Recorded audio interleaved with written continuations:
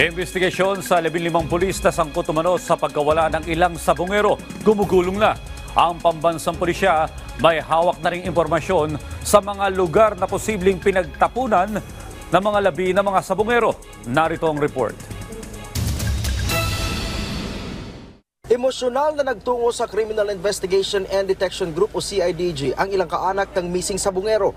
Ang kanilang pakay, hilingin na maresolba na ang kaso ng kanilang mga kaanak. Si Francisca nagmamakaawa na matulungan siya na mahanap ang kanyang anak na kasama ng ilang sabongero na naglahong parang bula 4 na taon na ang nakalipas. Ang kanyang anak ay si John Paul de Luna Ramos na isa sa pinakabatang nawala. Pagsusumamo ng kanyang ina, kahit buto na lang ang makita mula sa kanyang anak para kahit papano ay mabigyan nila ito ng disenteng libing. Hiling din ito ang hustisya para sa sinapit ng kanyang anak. Bakit naman po ganun, napakasakit po para sa akin. Para naman pong halip na pinatay ang aking anak.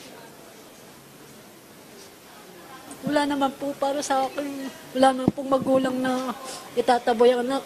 Ang PNP, tiniyak na hindi nila babaliwalain ang mga revelasyon ni alias Totoy. Katunayan, nasa restrictive custody na daw ang 15 pulis na sinasabing may kinalaman sa pagkawala ng mga sabongero.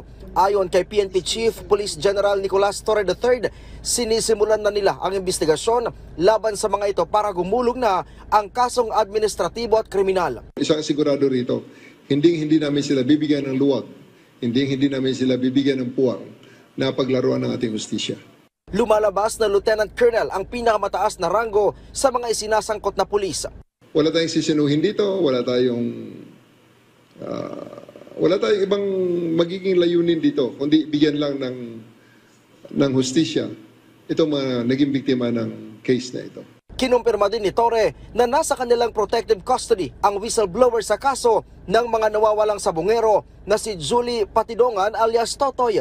Ayon kay Torre, nasa kanilang pangangalaga si Totoy habang ito ay nag-a-apply sa Witness Protection Program at kanila itong ito-turn over sa Department of Justice kung kakailanganin. We have to put it under wraps to ensure na hindi ma-preempt ang aming mga moves. Kaya nga kami nakakuha ng voluminous evidence dahil medyo under the radar ang pagkuha namin ng mga information na yan. Nag-follow up kami para masiguradong matibay ang kaso. Sa ngayon ay inaalam na ng PNP ang iba pang mga lugar na posibleng pinagtapunan ng mga nawawalang sabongero. Git ni Torre na may hawak silang impormasyon na hindi lang sa Taal Lake itinapon ang ibang bangkay ng mga sabongero. Bukod dito ay may ilan umano na nagsabi na sinunog ang ilang sabongero habang may ilan naman na binaon.